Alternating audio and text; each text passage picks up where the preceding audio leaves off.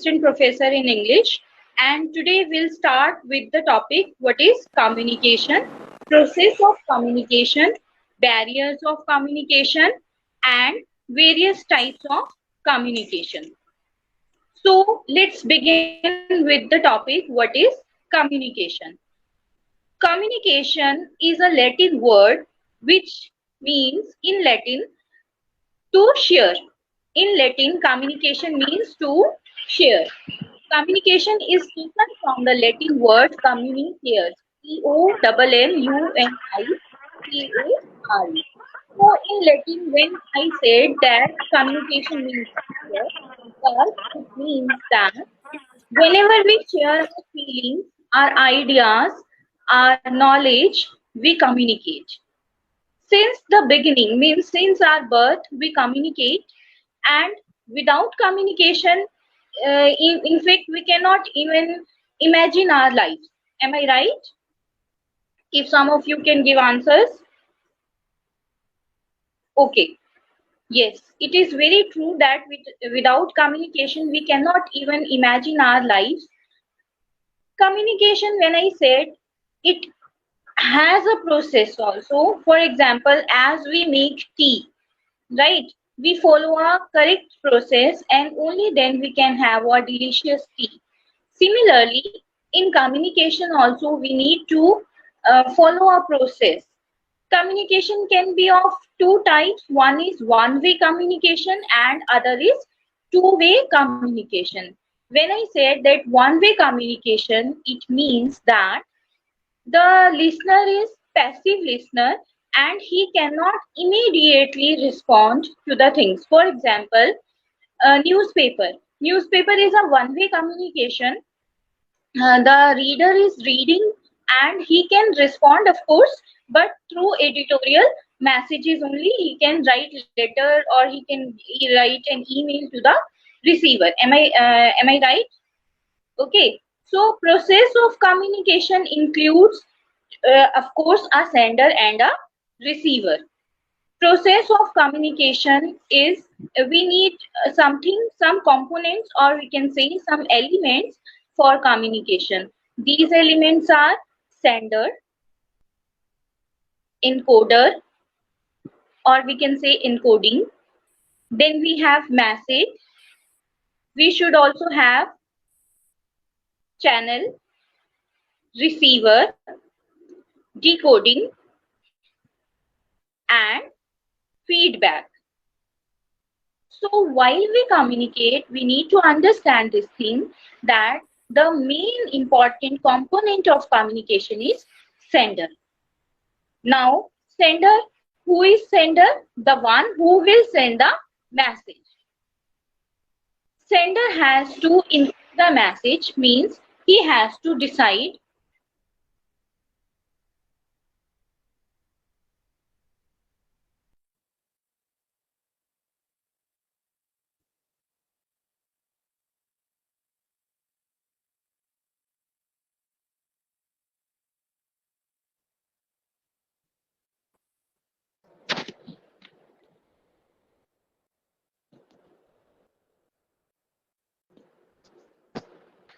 Net की problem हो सकती है, इसलिए सभी इंतजार करेंगे। जी ma'am.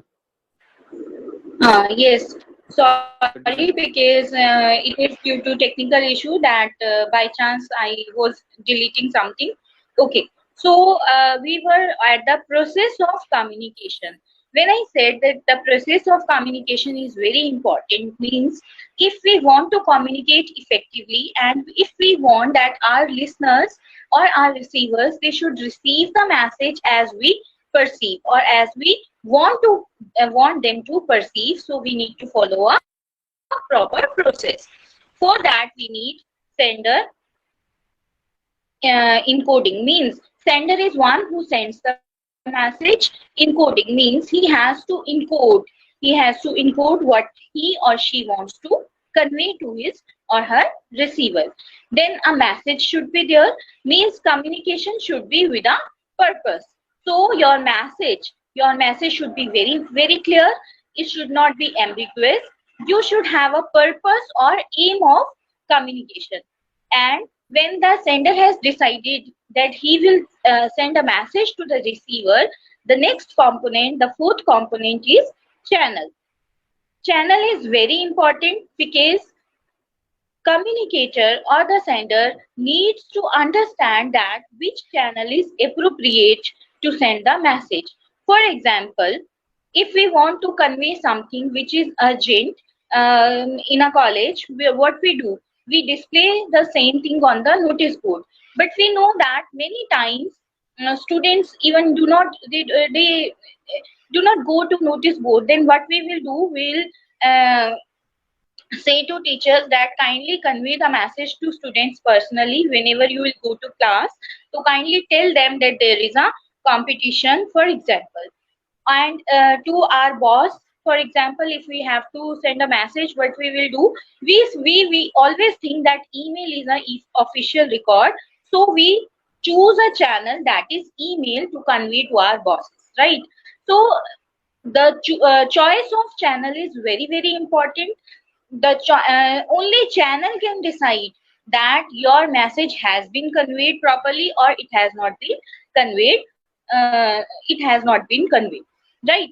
For example, for an urgent message, either we will call the person by telephone or we'll go ourselves. So urgent messages need to be conveyed immediately. Thus channel is quite important. Then the next important component of communication is receiver.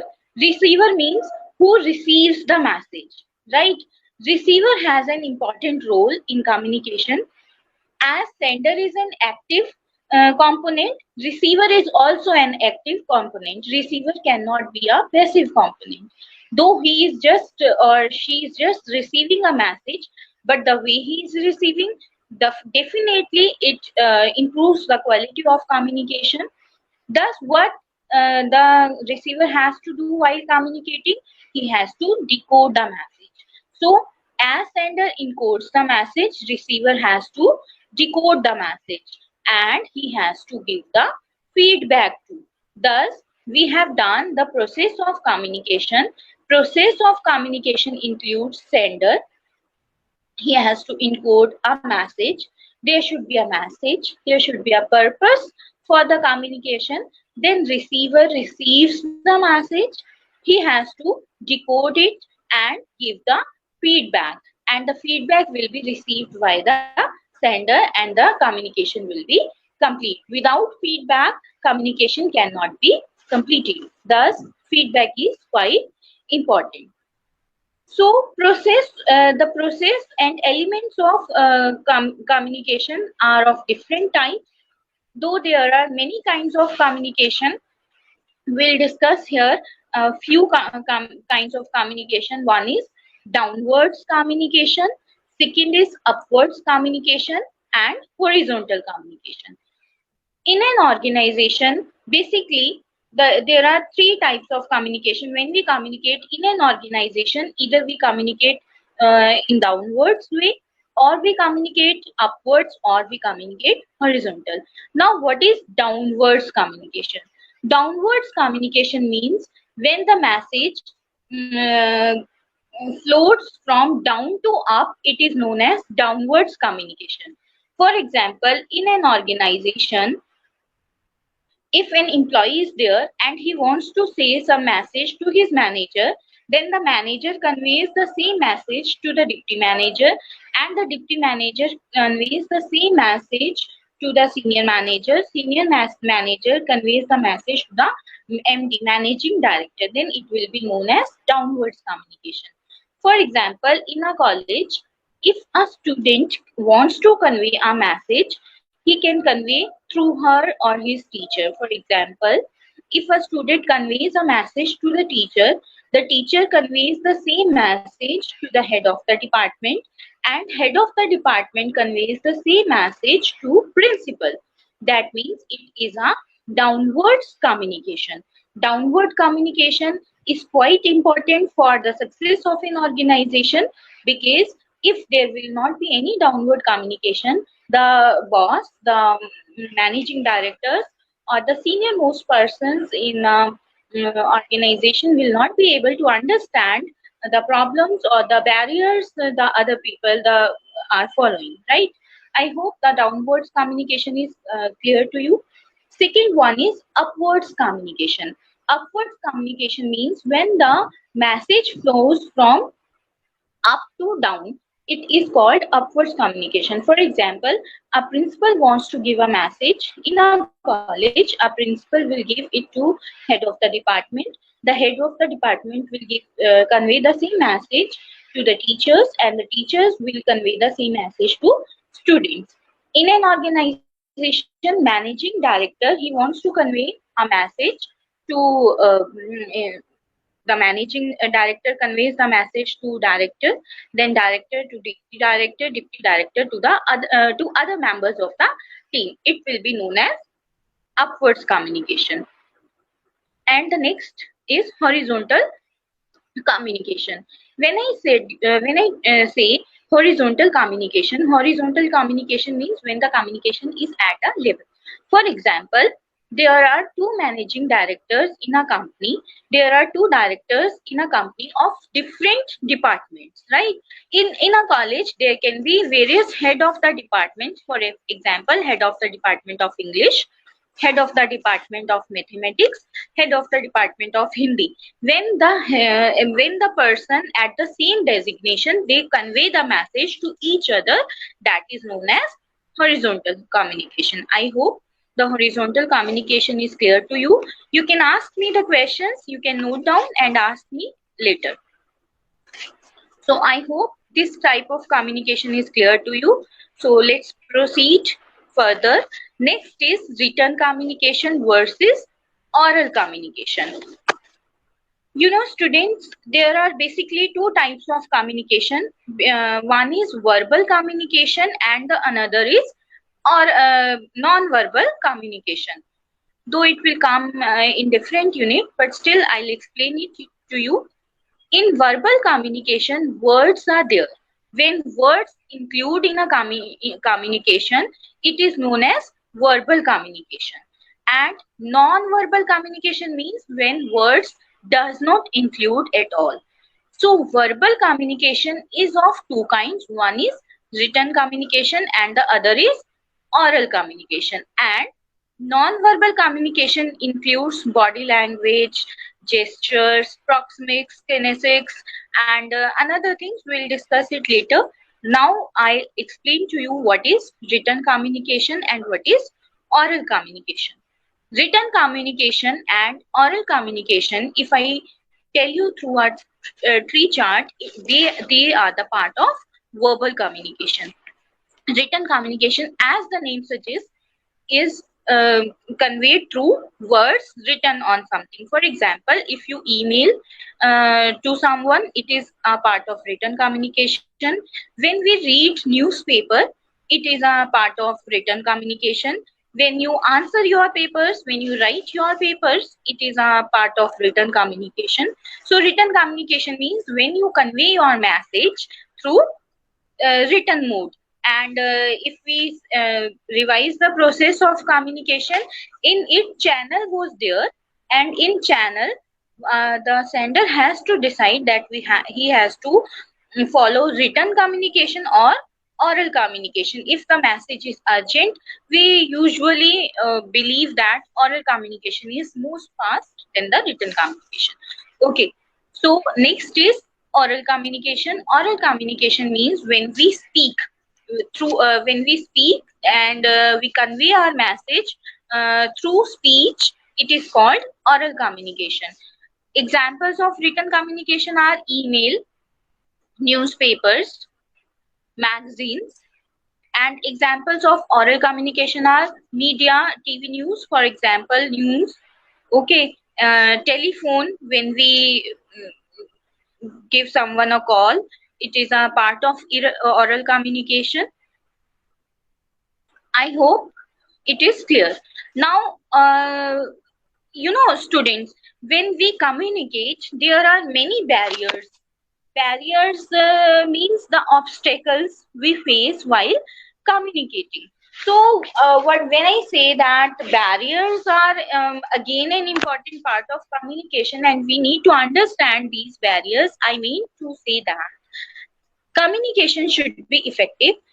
If a sender wants to communicate something to the receiver, and the receiver has received the message as it is, as the sender has given, only then the communication will be effective communication. Otherwise, communication can be ineffective. Communication is very important. It means when we share our feelings, our ideas with others, we communicate. Okay. So there are various barriers of communication. The first barrier of communication I would like to discuss here is code. Okay, when I have done process of communication, I have told you the first component of communication is sender, and he has to encode a message. When I say that the barriers of communication is code, so encoding and code both has a connection. Now, for example, I want to communicate something with you, but I'm not using the proper language. Proper language means I am from a state which is where most of the people speak Hindi, and you are from the state where nobody speaks in Hindi at all. So you cannot. What I want to tell you, you won't be able to understand. So coding is important. Coding, the sender has to keep this thing in mind that when the code must be uh, same of the sender as well as of the receiver.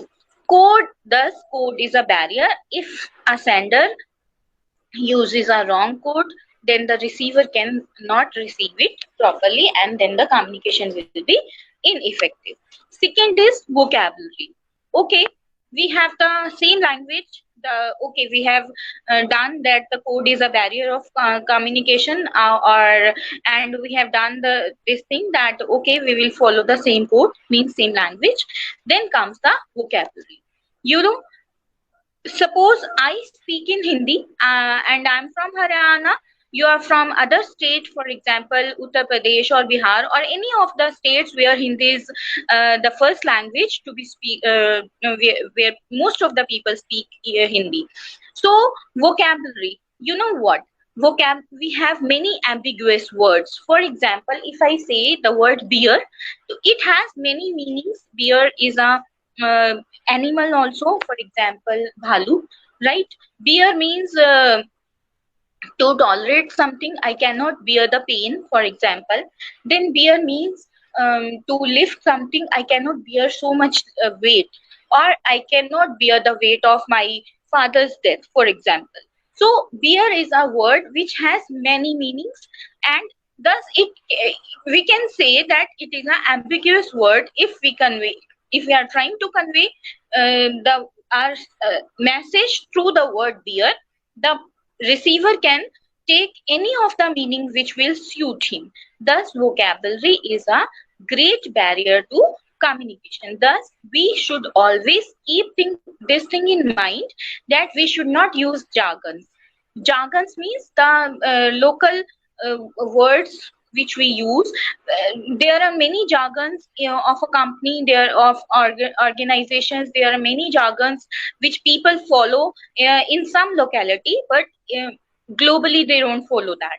So while choosing vocabulary, we should keep this thing in mind that we should have a simple language. We should not use ambiguous words. We should not use jargons. Right. The third is background, knowledge, and shared assumptions. Now, when I say that you need to communicate effectively, and thus you need to understand the background, the knowledge, and the shared assumptions of the receiver.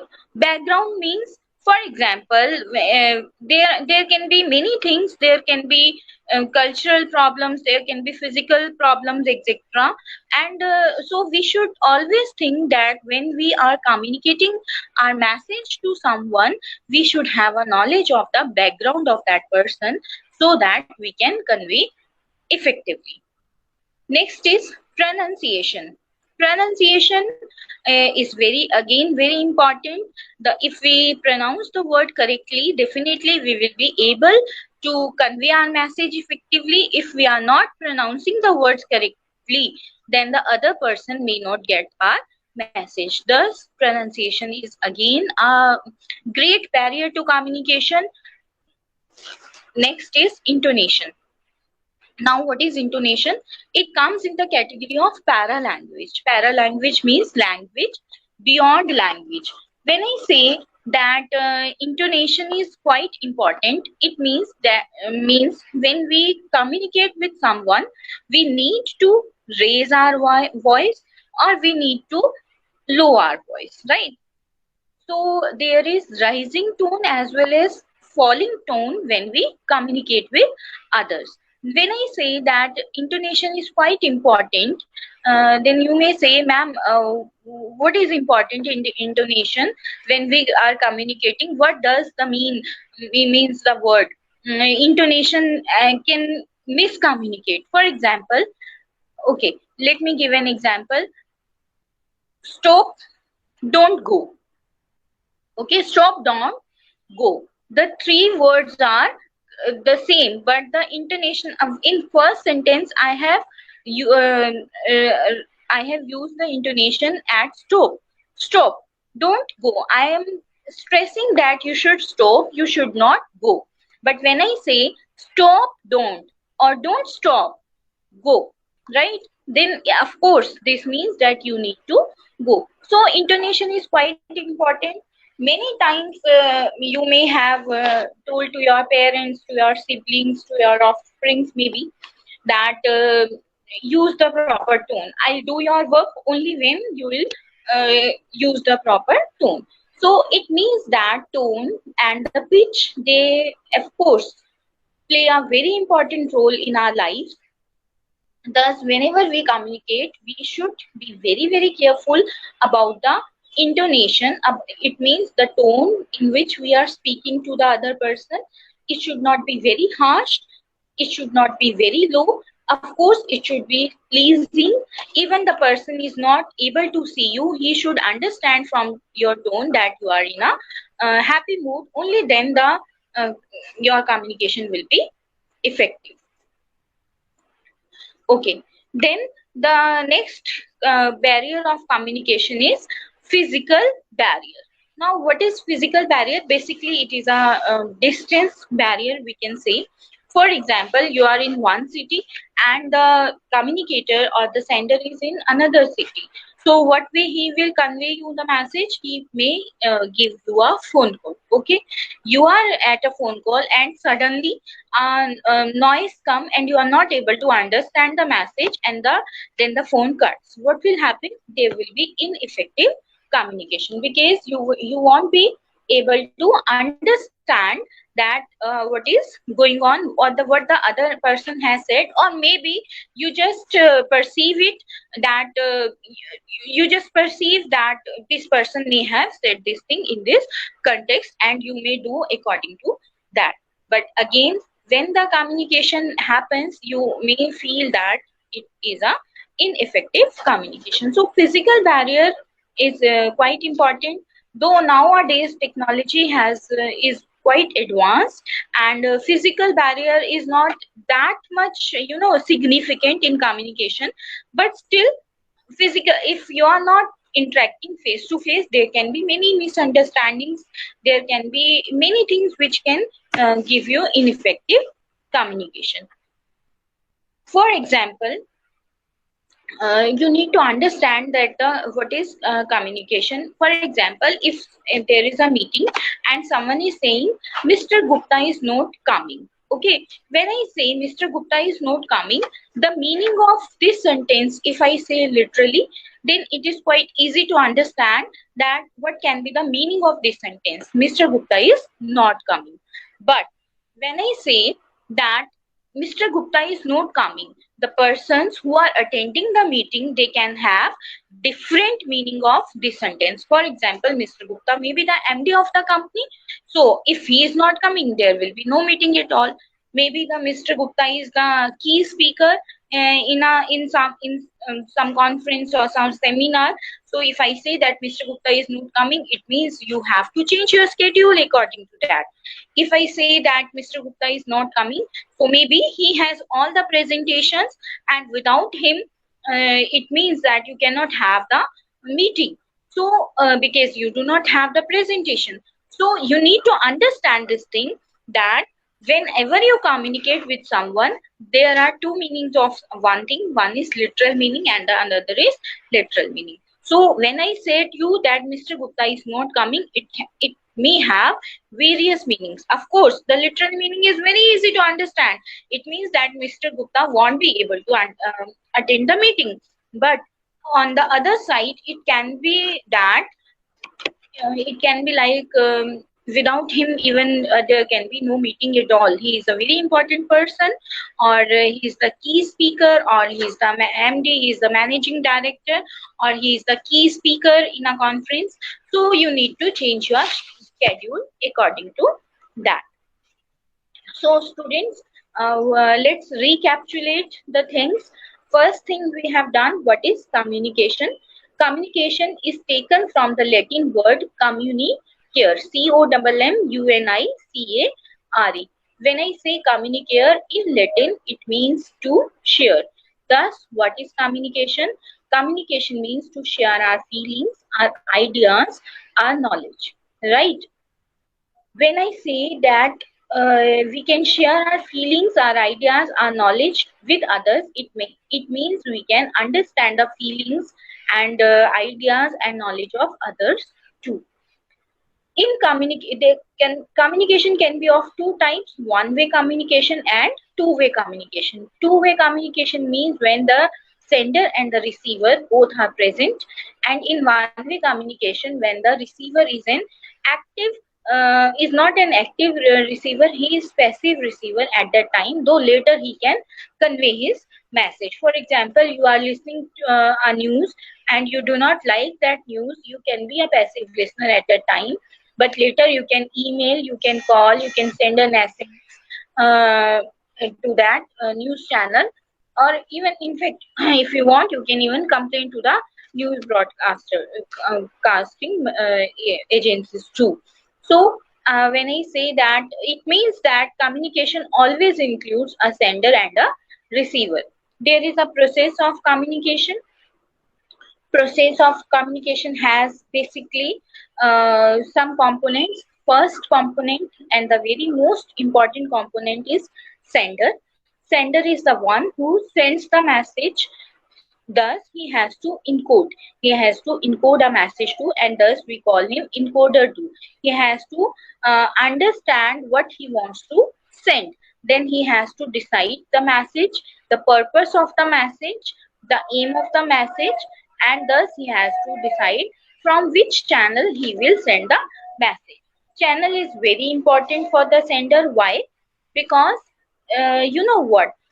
You need to decide that whether your message is urgent or it is not urgent. According to that, you will uh, decide the channel. For example, you want your friend to come at your home. What you will do? You may give him her a phone call, and the sister picks the calls and she says, "No, my brother is not here. I'll convey the message to him." But you want that he should be there, so what you will say, okay, please convey him also, and please tell him to give me a call. Okay, so it means that you have decided a channel, you will give a phone call. If it is quite important, you may also go to your friend's home to give the message that we need to sit together and we need to do this project, we need to complete it, as it is quite urgent. So channel is very important. Until and unless you do not follow a proper channel, you won't be able to convey your message properly. Then in process of communication, the most important component is receiver. Receiver is never a passive receiver. He has to play an active receiver. Activeness should be there. Means he should understand the message same as given by the sender. Thus, he need to decode a message, and he is also called a decoder.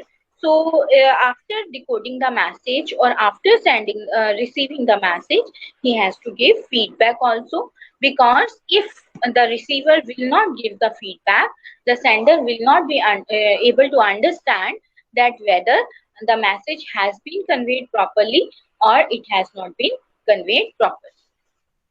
Right? So process of communication is very important. There are various types of communication. One is downwards communication. Downwards communication means when the message flow from down to up, it is called downwards communication. For example, in a college, if a student gives the message to her class teacher, then the class teacher gives the message to the head of the department, and the same message has been conveyed to the director, to the principal, or to the vice chancellor, whosoever is senior to that head of the department. Then it will be known as downwards communication. In downwards communication in an organization, when an employee or the team member gives the message to his team leader, then the same message will be conveyed to the director, then the deputy director will convey the same message to the managing director. It will be known as upwards communication. Okay, when horizontal communication, when I say horizontal communication means when the people of the same designation, they communicate with each other, it is known as horizontal communication. For example, head of the department of mathematics, head of the department of English, head of the department of Hindi, when they convey a message to each other, it will be a horizontal message. In a company, for example, Deputy Director Purchase, Deputy Director Sales, Deputy Director Planning, when they will communicate an official message to each other, it will be known as horizontal communication. Okay, so let's start with the another type of communication, that is written versus oral communication. To understand written and oral communication, we need to understand that there are two types. Basically, there are two types of communication. One is verbal communication, and the another is non-verbal communication. Verbal communication, when I say, it means it includes words, and non-verbal communication means it does not include words at all. So when I say that verbal communication includes words, it is of two types. One is written communication, and the another one is oral communication. For example, now I am communicating with you is an example of oral communication. Okay, if the in the same way, if I'll send you notes, then it will be a kind of written communication. So written communication is quite important. For example, newspapers are the best example of written communication. We read the newspaper, and we understand the message on our own. Sometimes, you know what? A reader, as I have told you in barriers, that there is a background of the reader, then the knowledge of the reader. Some in when you are reading a newspaper, you may understand that some of the topics you may perceive it in a different way, and your father may perceive it in a different way, because he has a different background. Generation gap may be there, or he has different kind of knowledge, and your knowledge can be less or more. So both of you may read the same piece of newspaper, the same piece of news, but you may perceive the news in a different way. So written communication, again, it will depend on the receiver, that how he or she wants to perceive it. Next type of communication is oral communication. When I say oral communication, it means when we speak something, and we convey our message through spoken words, it is known as oral communication. For example, if you watch news, if you listen news, you watch YouTube channels, or you are here on Google Meet, so it is a kind of oral communication. I hope the communication part is clear to you. So let's start now. Barriers of communication. Barriers means when we communicate with someone, many times we try to communicate something, but the other person, he understands something else. And this is always due to the barriers in communication. Barriers in communication, we need to understand that the barriers are quite important, and until and unless we are not able to eradicate these barriers from our communication, we won't be able to communicate effectively. When we want to communicate effectively, we should always work over on these barriers, which I am telling you. First barrier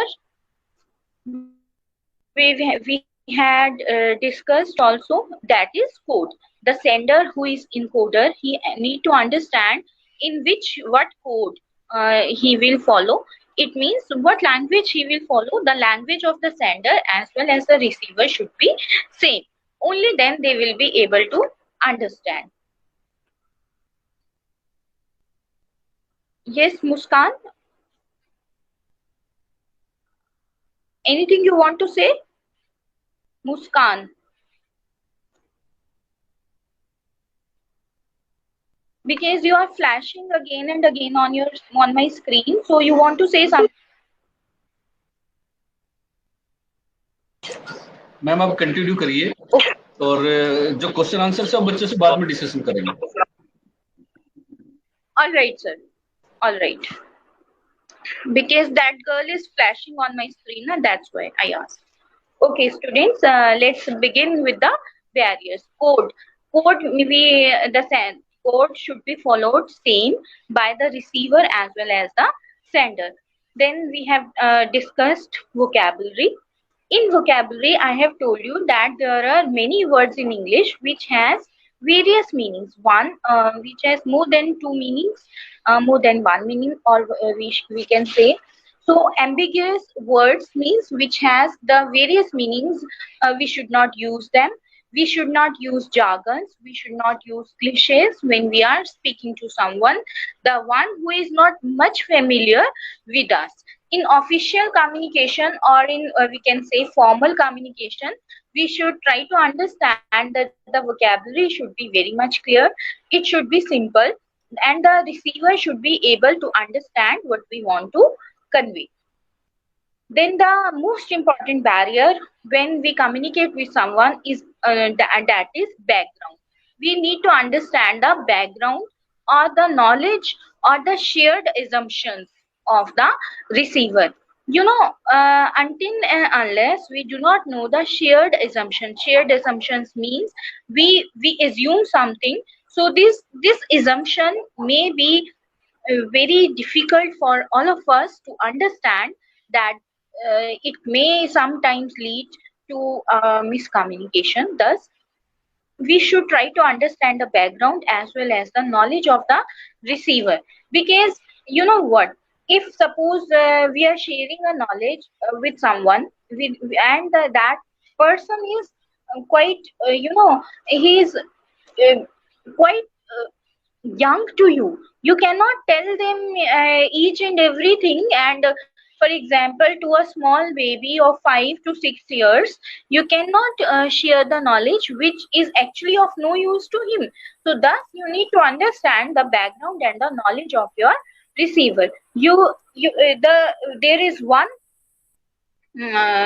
communication, there is one element of communication which is quite necessary, that is equality. Means that when the sender is giving the message to the receiver, he should consider himself equal to the receiver. Only then the effective message can be given.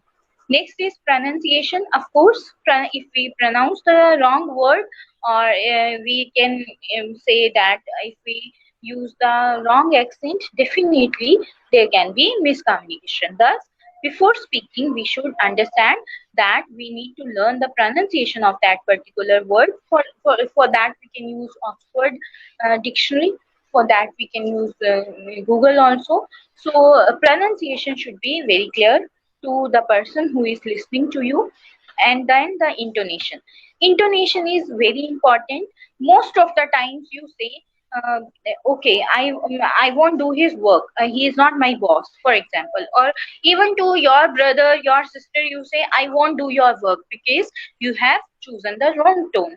Okay, you have tried to order me. Sometimes it happens at your home too. So when we are communicating with others, we should always keep the tone in our mind. It is a kind of paralanguage. Paralanguage means language beyond language. When we convey our message to the receiver, we should always be very careful for the tone as well as for the pitch. Then the another barrier is cultural specific. You know, culture specific. How I can tell you this? I can give you an example for this. In Dubai, Sir Fexel thought, it's a real story actually. Sir Fexel thought that okay, we'll introduce our product there as it is quite successful in India. So I think that there also it can be very successful. So they have launched their company without communicating with the cultural communicator. So you know, in India, what we do, we read from where? From left to right. But in Urdu speaking countries, they usually they read from left to sorry, right to left. So what happened? They have displayed a board, and what has happened there? There was a bucket of dirty clothes. Then there was a uh, Surf Excel, and then there was a bucket of clean clothes. So what happened? There was no sale at all of Surf Excel there. So they thought something wrong may have done. So they had talked. The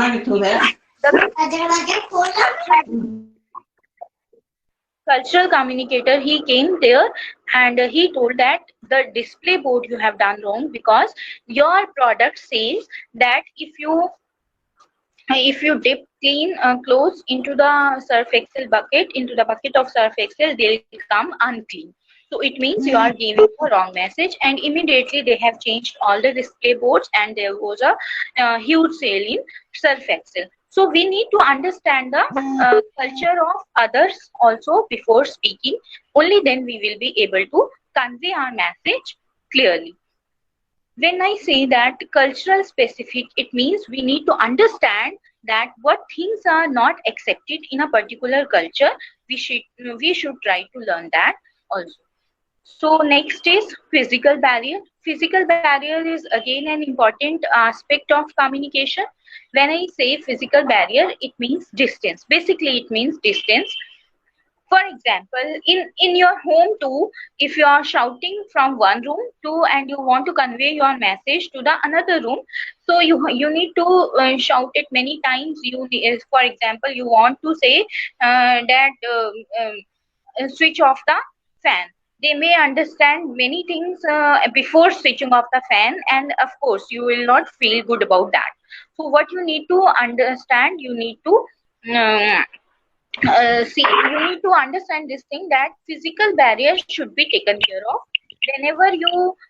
Whenever there is a physical barrier, you should try to um, do it.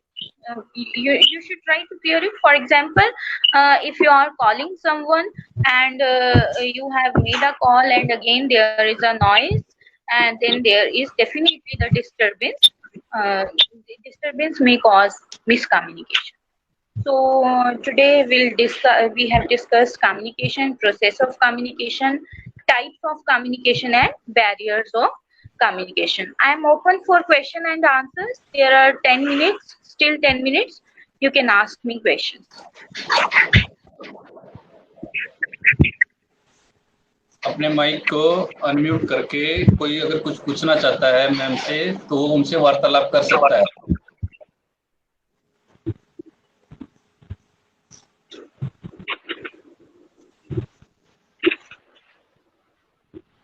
You can ask me the questions. आप कुछ भी पूछना चाहते हैं तो आप पूछ सकते हैं. I will clear that.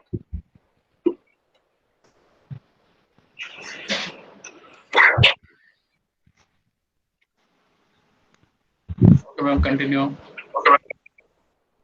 Okay, then the next one more type of communication I would like to tell you, that is formal communication and informal communication.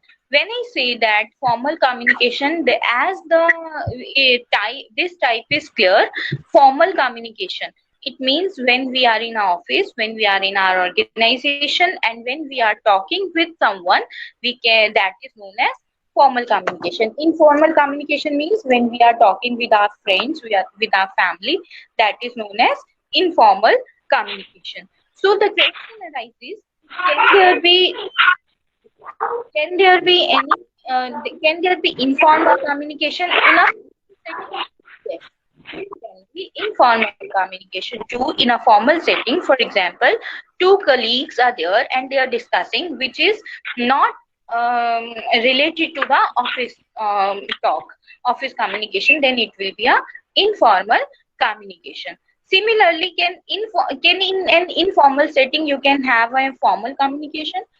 Yes, if suppose someone is at your home and he or she is your colleague and you are in informal setting, but again you want to discuss something which is related to the office, which is related to office work, then it can be formal communication. But what is the basic difference in formal communication and informal communication? Formal communication always have a purpose, and informal communication may be without a purpose too. So I think this type of communication is also clear to you. Any other thing you want to ask me? I'm done with my lecture. If you want to ask me, you can ask.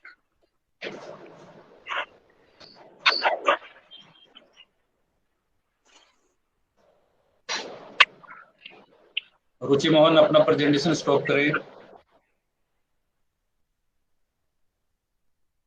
रुचि मोहन अपना जो presenting है उसको stop करें।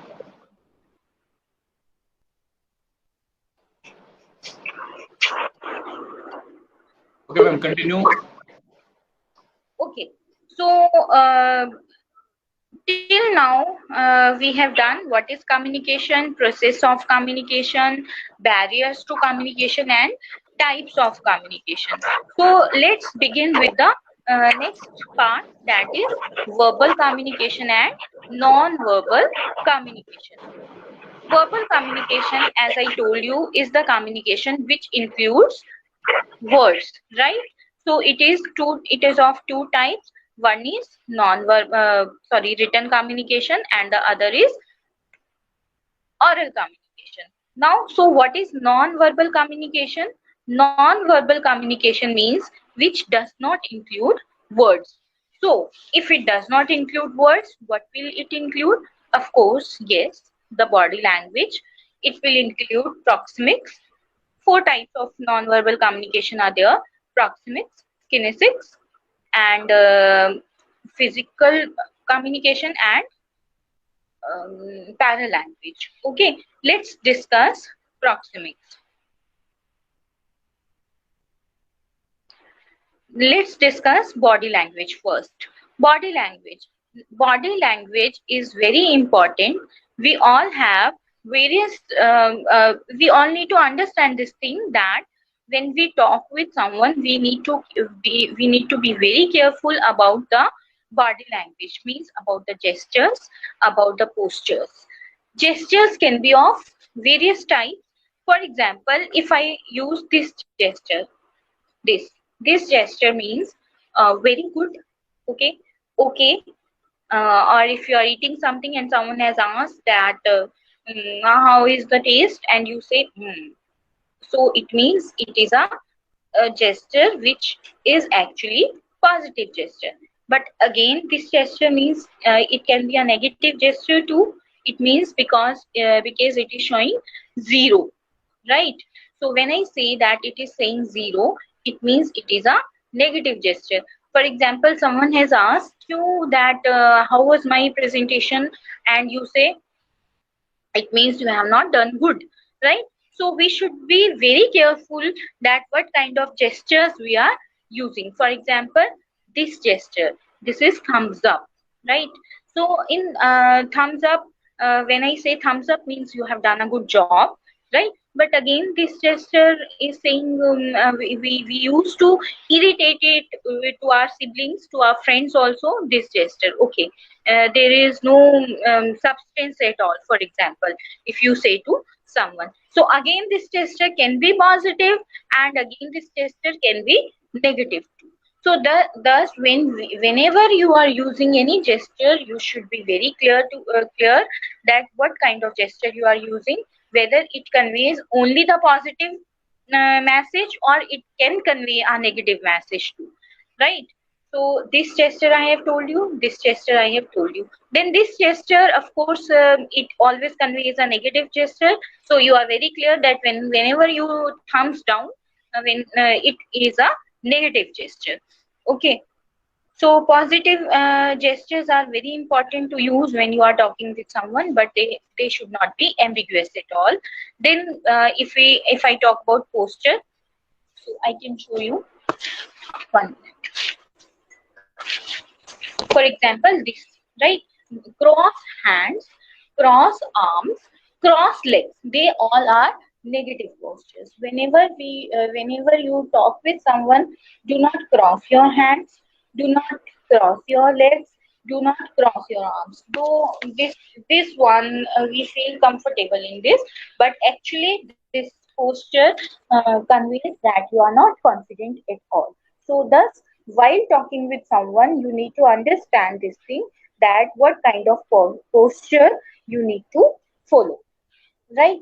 Then again, when in body language, your face is of course very important. Your face should be no touch zone, because it, again, if you will touch your face, again it will show that you are showing negative gestures to someone. It means that you are showing less confidence. For example, this, when you sit like this, it shows that you are not interested at all. Though usually in class most of the students sit like this, and I say that, are you feeling good? And then they say, no ma'am, we are sitting comfortable, but it shows lack of confidence. So your face is no touch zone. You should not your hairs are no touch zone. ऐसे ऐसे आपको you need not to do this. ऐसे ऐसे आपको अपने बालों को नहीं touch करना है. It gives a wrong message, right? Then fidgeting of hands, you should not fidget your hands, your fingers whenever you talk to someone, because again it shows a negative gesture. Okay. Then in body language, eye contact is very important. When I say eye contact means you should not stare at all. Staring should not be there, but eye contact should be there. Earlier people used to say, there even to us also, our parents has told that you should down your eyes whenever you are looking at someone who is elder to you. But nowadays eye contact is very important. If we do not if we are not able to establish a proper eye contact with our receiver, then definitely it shows that we are not confident at all. Eye contact should be there, of course, but staring should not be there. You should not stare at the person regularly. You should keep this thing in mind, that whenever you are talking to someone, you should have an eye to eye contact with that person, so that a person can have, the one who is receiving your message can have the confidence that whatever you are speaking right. So eye contact is again very important, right? So we have discussed gestures, posture, and facial expressions. Facial expressions, frowning of eyes should not be there. Then the eyes are the mirrors of our soul, of course, and smile should be there. Gandhiji says that until and unless you do not wear a smile, you are not completely dressed. It means that smile should be there always on your face, which shows your confidence. So whenever you are with someone to whom you are meeting first time, you should smile. You should not laugh, right? But time to time you should give a proper smile. Smile is quite important because whenever you smile, you give a comfort zone to your receiver, the one who is receiving your message, or the one who is listening. You definitely you are giving a comfort zone to that person, and he may or she may feel good in your company. Thus, while speaking to someone, you should have a proper eye contact. You should use proper gestures. You should use proper postures also, and smile should be there. One more thing I want to include here in gestures, that most of the times people do like this. People do like this, or people sometimes do like this. It means that you are not comfortable with your receiver. It means that it shows that you are not interested at all in your talk. So it always gives a wrong signal to the one who is giving a message to you. Thus, you should not give wrong signals to your uh, speaker, right? You should always try to understand this thing, that your speaker may give you many things until and unless you are not giving the wrong signals to that person, right? Then yawning should not be there. Yawning is quite bad. It of course it breaks the confidence of the speaker. So we have done this thing. If you want to ask something, you can ask. We are done with our lecture, sir. If any student can ask, they can ask. यदि विद्यार्थी कुछ पूछना चाहते हैं तो वो अपना mic unmute कर लें और चर्चा कर सकते हैं। मनीर खान, आप कुछ पूछना चाहेंगे?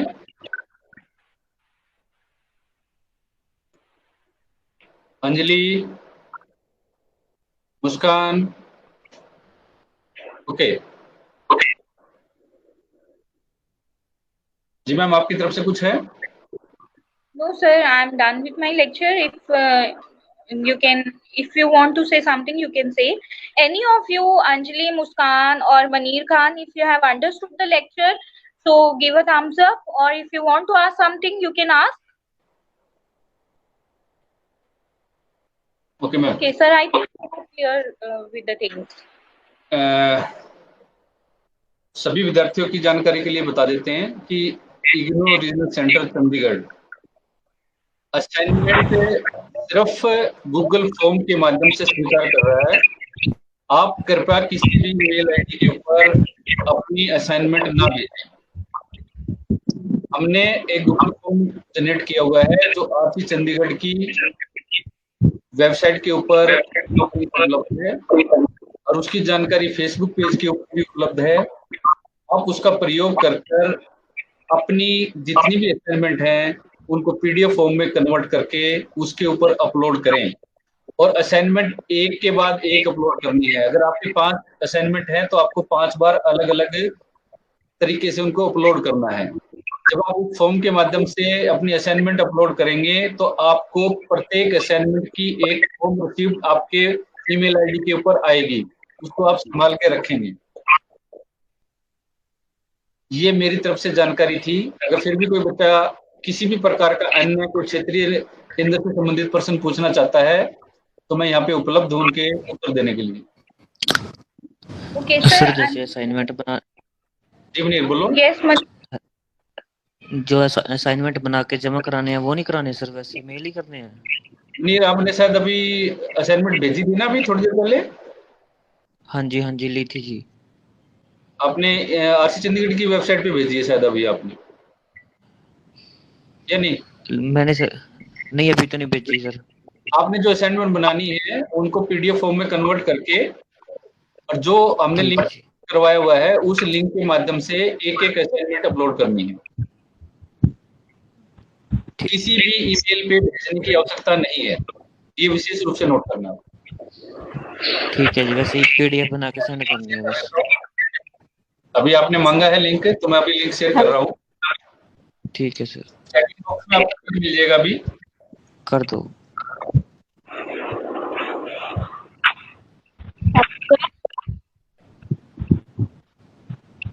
हेलो बोलिए बोलिए।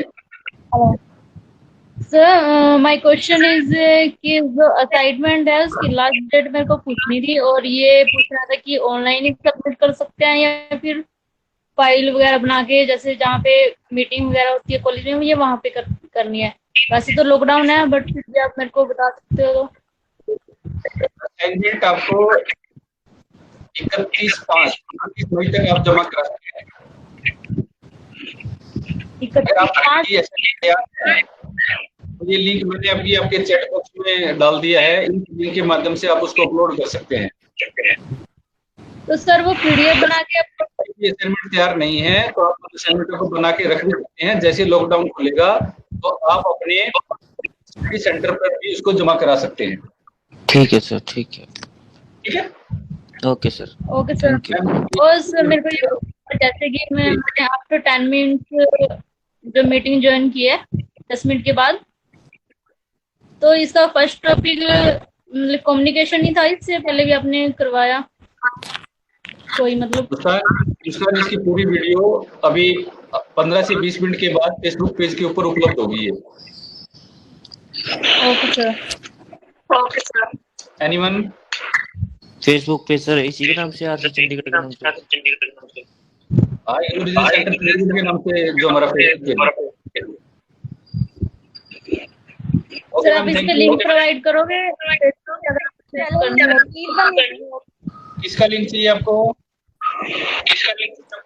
सर आपने बोला ना फेसबुक से पे डालेंगे